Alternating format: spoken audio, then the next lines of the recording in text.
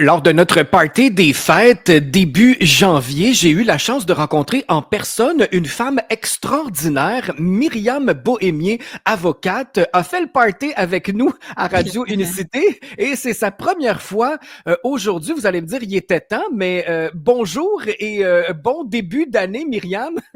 Ben bonjour, ben bonne année à toi aussi. Une année qui commence sur les chapeaux de roue, là. Et C'est, ça commence fort dans plusieurs secteurs d'activité. C'est incroyable, c'est un feu roulant d'action. D'abord, je voulais souligner ton implication parce que je crois que tu t'es investi d'une mission qui est de protéger les enfants, protéger les citoyens. Tu oses parler, nous défendre et c'est tout à ton honneur. Alors, merci pour ce que tu fais. Et on va en parler aujourd'hui de ce que tu fais plus en détail parce que moi, je te suivais un peu sur les réseaux sociaux. Tu étais invité par d'autres personnes, mais c'est la première fois qu'on peut échanger ensemble et je me familiarise avec tous tes talents et ce que tu veux faire pour améliorer le monde. D'abord, on va parler de la commission d'enquête nationale citoyenne dont tu es maintenant commissaire et ils poursuivent ses auditions à Edmonton au mois de mars. Alors, qu'en est-il dans cette situation-là, Myriam? ben pour ceux qui veulent une petite historique là, de la commission, Oui? ça a commencé avec la National Citizens Hearing. En 2022, ils ont fait des audiences pendant peut-être 2 jours, je pense que c'était plus virtuel. Puis j'avais témoigné à ce moment-là, c'est en 2022. OK. Puis c'était, en 2023, ils ont fait la grosse édition là, qui s'est promenée, je pense dans 8 villes au Canada sur 7 semaines. Donc là, c'était l'enjeu vraiment sur, les mesures sanitaires qui avaient été, appliquées. Donc, c'était quoi les conséquences? C'était quoi ces mesures-là? Toutes les questionnements qu'on a pu avoir au niveau économique, social, d'éducation, légal, ça a tout été abordé, scientifique aussi. Donc, j'ai témoigné, en 2023 à Québec. Puis, par la suite, il y a eu une autre audience qui s'est déroulée au printemps dernier à Regina pour faire comme une suite là, par rapport à ce qui s'était fait avant. Et il y a été beaucoup question de shedding. Donc, Oui. le fait que les personnes injectées peuvent je connais pas trop le principe du shedding, mais ça peut avoir un impact sur quelqu'un qui a pas été injecté, par exemple. En fait, c'est Euh, que les gens vaccinés ouais, peuvent transmettre aux non vaccinés cette espèce d'effet en fait secondaire que les vaccinés ont. Alors, c'est quand même terrible de savoir, nous, qu'on n'a pas pris l'injection pour se protéger, que finalement le reste de la population peut transmettre des problèmes de santé de cette façon-là. Ça a été oublié, ça. On n'en parle pas assez. non, mais le rapport de Regina, il a été sorti au mois de novembre, je crois, ou de novembre ou décembre Mhm. 2024. Et par la suite, la commission a décidé de creuser plus profondément sur un sujet qui était plus, comment dire, qui était quand même qui a été vraiment beaucoup affecté par toutes les mesures COVID, c'est les enfants. Alors là, le focus de la commission, ça a été de savoir est-ce que nos enfants sont en sécurité au Canada? Et là, on a commencé à aborder plusieurs sujets Mhm. qui vont au-delà de la COVID, mais la question de la sexualisation des cours d'éducation à la sexualité, la notion d'identité de genre, les questions par rapport à la vaccination en général, euh, euh, aussi encore des effets de la COVID, par exemple, des enfants qui ont été mis à devoir étudier à distance. Puis là, soudainement. C'est pas tous les enfants qui avaient accès peut-être à Internet. Il y a un témoin qui a témoigné là-dessus. Puis après ça, ben, quand l'école a repris, ben, c'est pas tous les enfants qui sont retournés à l'école non plus. Fait qu'il y a, il y a, on a parlé aussi du trafic d'enfants, de criminalité, de la prostitution, etc. On a touché certains procès aussi très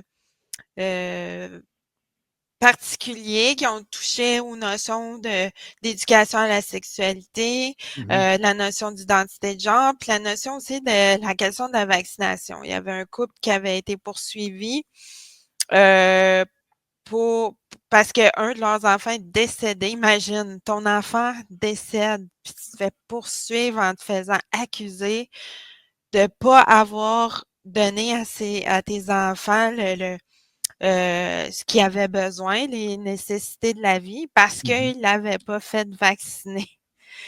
Incroyable. Et ça, finalement, ça a pris, je pense, 3 procès avant que ça se termine. Mhm. Le premier procès, ils ont été condamnés, les parents, puis par la suite, le procès a été annulé.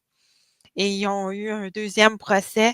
Ça a pris beaucoup de temps, là. Imaginez, je pense que ça a duré plusieurs années, là, tout ce litige-là. Mhm. Donc, on a eu vraiment beaucoup de témoignages et là, moi, je suis en rédaction du rapport sur les audiences de Vancouver. Bien sûr, je les rédige pas tout seul. On est 4 commissaires et on va avoir une autre série d'audiences à Edmonton les 6, 7, 8 mars prochains. Ça va être à suivre ça parce que c'est des enjeux de société tellement importants. Tu as toi-même, Myriam, gagné un jugement dernièrement dans un dossier COVID. Est-ce que tu peux en parler? Oui, en fait, j'ai représenté une femme autochtone, puis j'en parle parce que j'ai l'autorisation de ma cliente, là. Oui, c'est ce que je Euh, voulais savoir. mais c'est ça, c'est que ma cliente qui est autochtone et elle a un handicap, elle avait eu une tuberculose plus jeune et elle a un poumon et demi. Donc, elle était pas capable pour différentes raisons de porter, il y avait une raison physique, une raison psychologique et une raison, on pourrait dire, ethnique, qui faisait en sorte que pour elle, le port du masque était impossible. Et Mhm. là, elle s'est retrouvée dans une manifestation contre le port du masque. Déjà, c'est un problème de forcer les gens à porter un masque quand ils manifestent le masque. Hein. Après, il y a quelque chose Ah, mais d'apologique là-dedans. exact. Mais c'est ça, elle s'est retrouvée dans une manifestation sans masque, puis elle a obtenu un ticket, une contravention. Elle l'a contesté. Euh, Moi, ce que je plaidais, en fait, c'est que je plaidais pas l'inconstitutionnalité du décret, mais je disais, ben, étant donné qu'il n'y a pas de clause de non-obstant dans le décret, ben, le décret peut pas être interprété comme discriminatoire envers ma cliente. Et le juge de première instance avait refusé d'entendre mon argument en disant que c'était trop peu, trop tard, j'avais pas fait de requête écrite là-dessus et il avait refusé un ajournement. Alors, on est allé en appel en cour supérieure et le juge de la cour supérieure a dit que dans le fond, ma cliente n'avait pas eu un procès équitable et il a mis de côté le verdict de culpabilité et il a ordonné un nouveau procès. Donc, c'est pas une Wow. victoire complète, Mais mais quand même, il y a tellement peu de victoires pour ces dossiers-là qu'il faut le prendre là, quand on a. Hein? elle va pouvoir être entendue bel et bien, là. Oui, sur cette question-là, vraiment. Tu sais, parce qu'en plus, c'est que les gens qui tu sais, c'est une manifestation qui est dehors. Les gens qui n'étaient pas dans la manifestation, mais qui marchaient dans la rue ou qui traversaient la manifestation, eux n'étaient pas tenus de porter le masque. Seulement ceux qui manifestaient étaient tenus de le porter. Hmm. C'est quand même questionnable, là. Je vais dire un mot qui n'existe pas, mais Tu sais, est-ce que c'était vraiment une question de santé publique de forcer les gens qui manifestent à porter un masque? Ça a été souligné maintes et maintes fois. Alors, il est temps qu'on rétablisse les choses. Et puis, il y a tellement eu de je ne sais pas comment on dit ça, là, de non-sens, en fait, des mesures qui ont été mises en place sans aucune raison. Il n'y avait rien de scientifique et il y en a qui ont payé là, pour ça. Donc, il faut rétablir les faits et ça prend des personnes comme toi qui les représentent. Il y a également, Myriam, un groupe de 500 fonctionnaires qui ont été suspendus sans solde pour avoir refusé de se faire injecter. Tu représentes ces fonctionnaires-là? Ben, en fait, c'est un groupe qui s'appelle Fonctionnaires unis.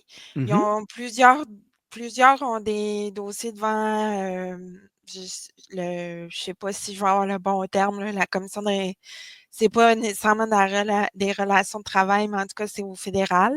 Puis OK. il y en a que certains dossiers sont devant les tribunaux, supérieurs, donc en cour, d'appel et je crois qu'il y en a un autre en cour d'appel fédéral.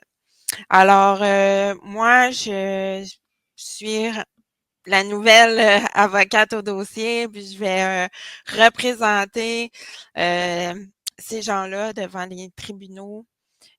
Donc, ça me fait vraiment plaisir de prendre la suite de ce dossier-là, d'aider des gens qui ont non seulement été suspendus sans solde parce qu'ils refusaient une injection, mais qui n'ont pas eu droit à l'assurance emploi pendant cette période-là parce qu'on Mhm. les considérait comme ayant commis une inconduite de ne pas respecter une politique de l'employeur, hein.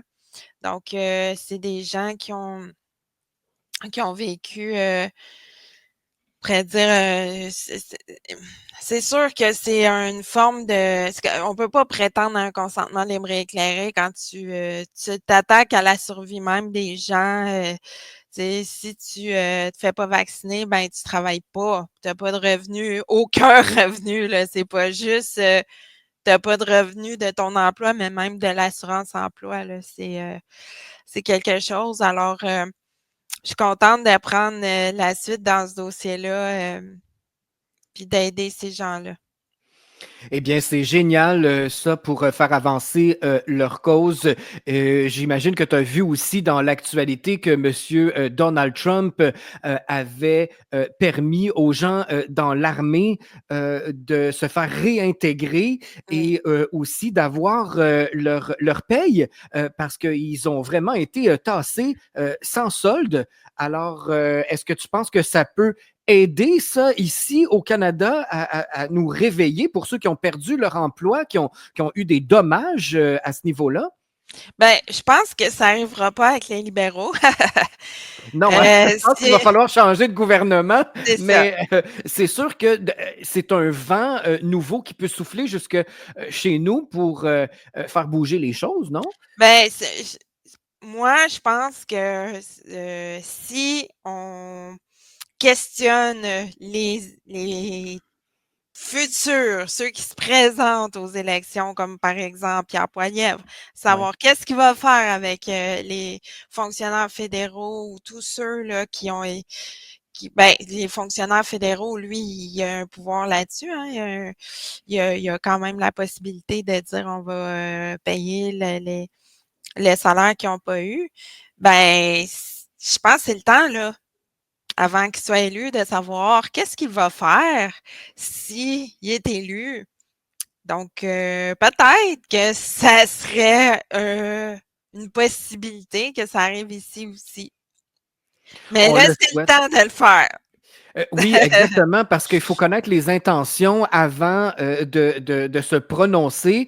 Mais je pense qu'il y a des choses que M. Donald Trump met en place qui peuvent ouvrir le chemin. Je ne dis pas que je suis pour Donald Trump. De toute façon, ceux qui me connaissent bien savent que je suis zéro politique. Je me mets toujours les pieds dans les plats quand je discute de politique parce que je n'y connais rien. Par exemple, je suis pour le bon sens et ça faisait pas de sens de se faire congédier parce qu'on refusait cette espèce d'injection dont tout le monde est malade aujourd'hui. J'imagine que tu as vu, tout comme moi, le taux de mortalité augmenter un peu partout. Les gens sont malades de plus en plus et c'était des gens qui étaient en bonne santé avant. Donc, qu'est-ce qui s'est passé durant les 4, 5 dernières années? Il me semble que c'est facile, mais il y a un silence complet sur la gravité des effets secondaires de cette injection-là et je trouve ça absolument ridicule. Est-ce que tu as une idée du pourquoi les gens se ferment les yeux? Et là, je te parle des médias, les médias de masse qui n'osent pas parler de ça et surtout les instances gouvernementales qui n'avouent pas leur tort. Ils disent rien. Pourtant, la population est en train de tomber. Ben, c'est fascinant quand même. J'ai regardé les deux guides. Il y a un guide de 2018 puis il y a un guide de 2023 destiné aux parents pour la vaccination de leurs enfants. Mhm. Et en 2018, c'est sûr qu'on faisait certaines allégations qui étaient quand même très, très questionnables, dont on disait que on estime que théoriquement, un bébé moyen peut recevoir jusqu'à 10 000 vaccins à la fois sans inquiétude. Il n'y a même pas d'étude qui est faite sur la combinaison des vaccins. Donc, Incroyable. ça a été enlevé dans le document de 2023. Il y a d'autres choses qui ont été changées aussi, mais quand on lit le document, on parle aussi du vaccin contre la COVID. Il y a comme une phrase, là. On dit les enfants sont pas très à risque pour la COVID. Par contre, si vous voulez protéger qu'il y ait des conséquences graves, vous pouvez le faire vacciner. Sauf qu'on parle pas des risques ni des bénéfices. On dit pas qu'est-ce qui peut arriver avec ce vaccin-là. On parle pas que c'est une technologie à ARN messager. Mm. On parle pas qu'il y a eu une contamination à l'ADN de cette injection-là. On parle pas des effets de cette contamination-là. Par contre, aussi, sur les vaccins en général, on dit comme effet secondaire que l'enfant peut être plus tatillon, avoir une fièvre légère, être somnolent, avoir de la douleur, avoir une rougeur au site de l'injection. On dit il peut avoir rarement des réactions allergiques, mais on parle de rien d'autre. Et on ne parle pas non plus, c'est quoi ces maladies-là pour lesquelles on injecte les enfants? Puis, quels sont les risques de cette maladie-là et les risques des vaccins comme tels pour lesquels on les vaccine? Alors, à ce moment-là, les parents ne peuvent pas se faire une idée claire. On a pris comme pour acquis que Mm. c'est super sécuritaire alors que il y a eu à la commission d'enquête nationale citoyenne un médecin qui s'appelle Dr. Paul Thomas. Il y a eu Dr. Stephen Malthouse. Il y a eu Dr. Byron Bridle. Lui qui n'est pas médecin, mais qui est un scientifique, un vaccinologue. Donc, il y a eu plusieurs personnes qui sont venues témoigner. Puis ça, c'est pas juste cette édition. Ça, je parle juste de cette édition-ci, mais il y en a eu dans d'autres éditions que les vaccins comme tels, pédiatriques, sont pas testés contre placebo en double aveugle. La Mm. plupart, normalement, sont testés contre une version antérieure du même vaccin. Mhm. Alors, comment on peut affirmer sans comment dire, tu sais, moi, je suis pas médecin. Je peux pas venir dire un vaccin c'est bon ou pas. Mais le principe juridique de précaution, puis le principe, c'est un principe juridique et un principe médical, mais il y a un principe aussi de consentement libre et éclairé. C'est des informations très importantes pour un parent pour savoir, je Mhm. vais-tu faire vacciner mon enfant ou je vais pas le faire? Ça, Mmh. c'est crucial comme information. Alors, C'est un peu banalisé dans ce livre-là, dans ce guide-là dont tu nous parles. Il y a pas vraiment de détails, puis il y a pas d'historique à cette injection-là, donc on peut pas faire de comparaison, on peut pas c'est tellement, nouveau, et on a administré ça vraiment là, de façon large en nous forçant. Alors, je trouve ça très, très grave et j'espère que quelqu'un va répondre de ces actes-là, parce que moi, je trouve ça très préoccupant. J'ai jamais vu autant. Moi, on se connaît pas beaucoup, là, mais je suis amateur de musique. Je vais voir beaucoup de spectacles. Évidemment, pendant la pandémie, je ne pouvais sortir nulle part parce que j'avais pas de passeport vaccinal. Là, je vais voir un peu plus de spectacles parce que j'aime ça. Ça nous divertit, puis ça nous fait du bien, la musique. Mais tous les chanteurs, les chanteuses tombent malades. Il y a presque pas de représentation que j'ai vue où la personne était en pleine forme. Je trouve ça inquiétant. Je me dis, bon, des fois, quand ça vient de l'extérieur, en plein hiver, ben, il peut avoir des grippes, des virus normales. Là. Je veux dire, la grippe, le rhume, c'est pas nouveau. Là. Tout le non. monde peut attraper ça, puis c'est correct, ça passe. Mais là, je trouve que c'est exagéré. Tout le monde tombe malade trop facilement. Et puis, j'ai vraiment le goût de te dire, tout le monde tombe malade parce que je fais le tour de mes amis, imagine ceux que je connais pas, et j'ai jamais vu autant de personnes qui tombent malades à répétition. C'est une grippe après l'autre. Puis pourtant, ils étaient en santé. Ces gens-là, avant, c'est normal, une fois ou deux par année, à des périodes, là, parce qu'on bon, on est au Québec ici, là, on a 4 saisons, donc on est plus propice à tomber malade avec le changement de climat. Mais je trouve ça exagéré. Je trouve que les gens ne s'ouvrent pas les yeux sur ce qui leur est arrivé dans les dernières années. Et si j'ai un média, c'est pour donner la parole à des gens qui viennent sonner l'alarme puis qui disent, ben là, ça va faire. Là. Il faut que ces gens-là répondent de leurs actes. Il faut informer comme il faut la société parce qu'on a été... on nous a carrément lavé le cerveau. Tu es d'accord avec moi? Ben, il y a eu, c'est sûr qu'il y a eu une campagne de peur avec une campagne aussi de pression énorme exercée en traitant les gens qui questionnaient ou les gens qui n'étaient pas d'accord avec la vaccination, de Covidio, d'antivax, etc. Ça, c'est Mhm. clair qu'il y a eu.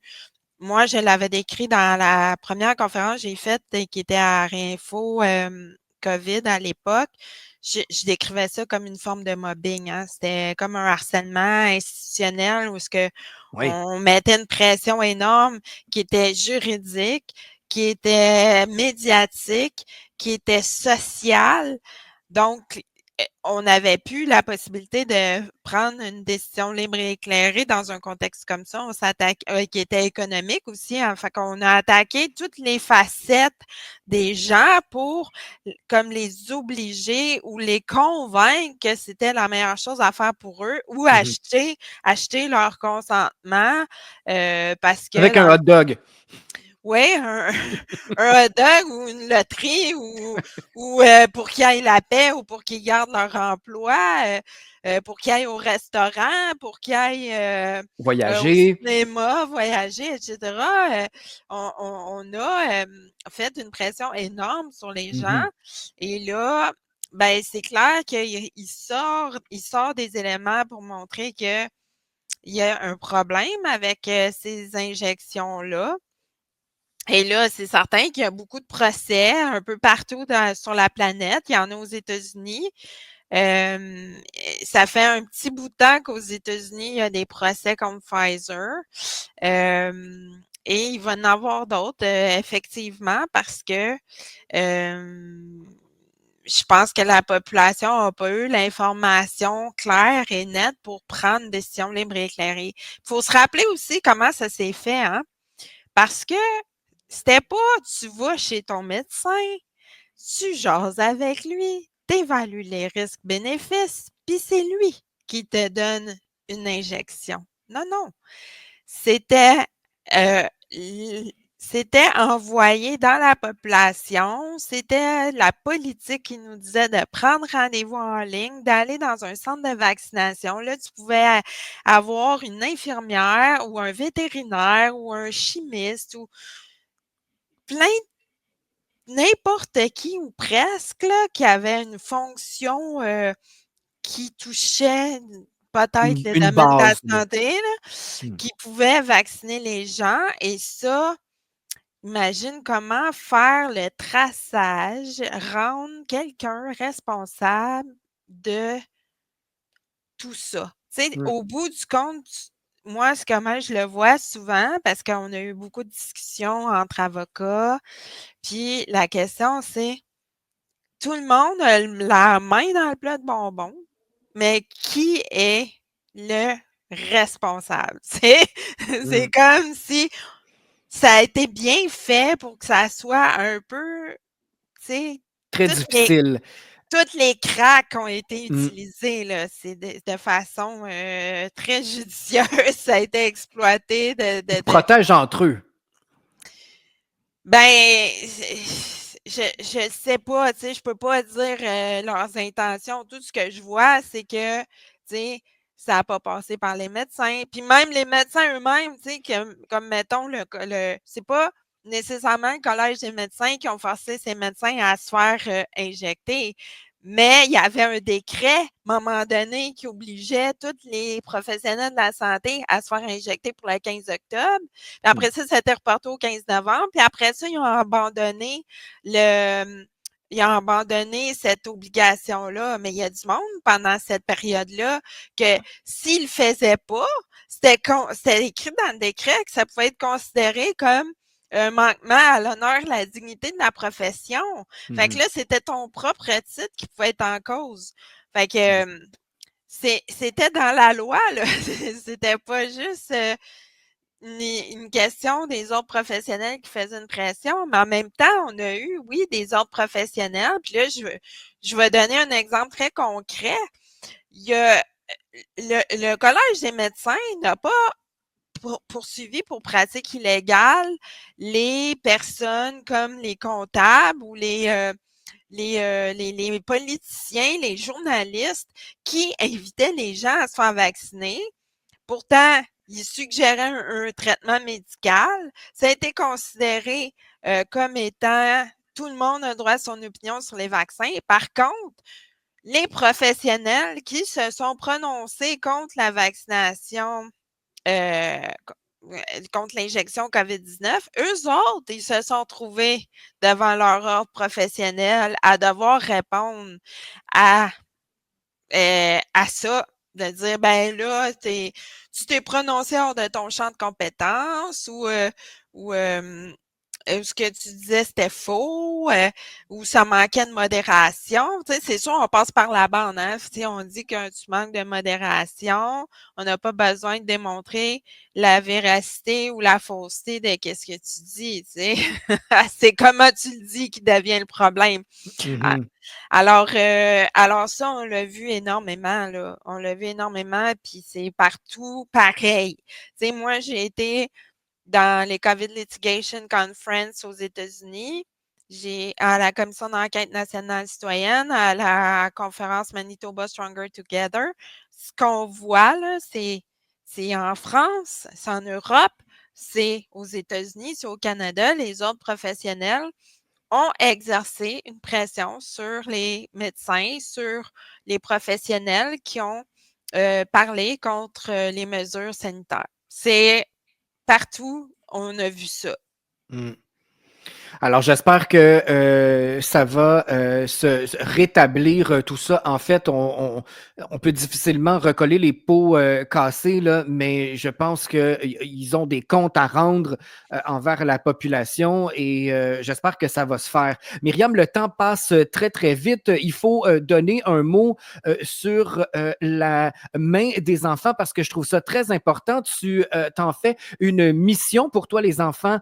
Ça te tient à cœur. cœur. Alors, tu continues de te battre, tu continues de défendre les enfants qui sont souvent sans ressources. Ils sont laissés à leurs parents. Leurs parents font pas vraiment de décisions éclairées quand ils sont mal informés. Alors, tu as vraiment cette cause-là à cœur. Oui, ben, ça a commencé avec en 2022, là, quand ils ont autorisé la vaccination des enfants de 5 à 11 ans contre la COVID-19. Oui. Alors, à ce moment-là, moi, j'ai défendu des parents qui étaient pas d'accord à ce que leurs enfants se fassent injecter ce produit-là. Et j'ai vu que devant les tribunaux en droit de la famille, on n'avait aucune possibilité parce qu'on se faisait dire que le parent qui voulait suivre les recommandations de la santé publique, il allait avoir raison, il allait avoir gain de cause, que c'était comme les recommandations, contester les recommandations devenait un débat de droit public. Alors, c'était pas en droit de la famille qu'on pouvait discuter de ça. Fait que là, je me suis dit, ben là, comment qu'on va pouvoir faire quelque chose? Alors, je vais fonder un organisme dont la mission, c'est de défendre les droits des enfants en lien avec leur santé. Mhm. Et depuis 2 ans et demi, je ramasse des fonds pour être capable de m'attaquer justement à l'injection COVID-19, là, la technologie ARN messager, m'attaquer probablement à, je sais pas si ça va être un vaccin, des vaccins comme tel. Puis, ben, là, j'ai des collaborations maintenant avec d'autres organismes dans le Canada anglais, avec Mama Bears Project, World Council for Health Canada, Children's Self Defense Canada, Vaccine Choice Canada, puis Canada Health Alliance, dont je suis maintenant membre du conseil d'administration. Donc, Mm. ces organismes-là, ils vont certainement me supporter dans mon intention d'aider les enfants avec cette problématique-là. On a eu un témoin à la commission d'enquête nationale citoyenne. Ben, il y a Dr. Malthouse aussi qui en a parlé, mais Dr. Paul Thomas, qui a parlé d'une étude faite longitudinale, faite sur une population qui avait jamais été vaccinée versus une population qui avait été vaccinée. Puis là, on parle pas de causalité, on parle de corrélation. Mm. C'est que de façon générale, les gens qui n'ont pas été vaccinés rencontraient moins de maladies chroniques. Donc, Mm. moins de problèmes au niveau diabète, au niveau de l'asthme, au niveau des maladies cardiovasculaires, etc. Mm. Donc, de façon générale, la santé semble meilleure sur le long terme. Alors, si c'est ça, je veux dire, c'est ce qui est le mieux pour les enfants, non? Fait que moi, c'est ce que je veux. Je veux au moins qu'on cesse de faire premièrement, qu'on dise les vraies affaires aux gens. Ouais. Deuxièmement, tu sais, avoir un choix libre et éclairé. Puis deuxièmement, justement, avoir le choix. Ça, c'est important. Qu'un parent ne se fasse pas intimider, qu'il ne perde pas nécessairement devant les tribunaux, qu'il soit capable de défendre la santé de son enfant et on devrait prendre pour acquis que si tu es en bonne santé, là, t'injecter un produit, c'est d'avoir un risque de quelque chose si t'as pas rien. Tu comprends-tu? C'est la Surtout logique si tu es même. mal informé puis que tu n'as pas la liste des effets secondaires, je trouve ça tellement ridicule de se faire injecter quelque chose quand tu es en bonne santé pour prévoir au cas que, en tout cas, ça c'est mon opinion personnelle, là, mais bref, on devrait toujours avoir le choix de ce qui rentre dans notre corps. Ça, c'est fondamental, c'est la base de tout. Comment on peut faire, Myriam, pour t'aider dans ta mission? Ben, c'est possible de faire un don à main des enfants à commercial protonmail.com ou aller sur le site de la main des enfants.com Et là, c'est possible de faire un don en ligne ou c'est possible d'envoyer un virement par courriel. Je vends des t-shirts aussi, je vends des bracelets, donc que je fais moi-même. Alors, c'est une autre façon de m'aider là pour financer la main des enfants. C'est génial, ça. Ils sont très beaux, tes bracelets, parce que tu as eu la générosité d'en faire tirer un à notre party des fêtes. Et c'est une cause qui me tient beaucoup à cœur aussi. Moi, il y a trois causes, trois belles causes qui me tiennent à cœur. D'abord, les enfants, les personnes âgées et les animaux. Alors, je Mhm. crois que ça, c'est mes causes préférées. Évidemment, j'encourage beaucoup les Mhm. organismes en santé mentale parce qu'avec tout ce qui se passe, la santé mentale des gens est vraiment en piteux état. Alors, il faut faire attention à soi, faire attention à ceux qu'on aime. Mhm. Je te remercie infiniment, Myriam Bohémier, avocate, pour tout ce que tu fais dans la société. Ça prend plus de gens comme toi qui ont l'être humain à cœur et qui se battent pour un meilleur avenir. Nous sommes la radio du Nouveau Monde et ça nous prend des gens comme toi pour faire de ce nouveau monde un monde meilleur. Je te souhaite le meilleur, justement. Myriam Bohémier, merci beaucoup de ton temps et de ta visite à Radio Unicité. Ça me fait plaisir. Merci à tout le monde.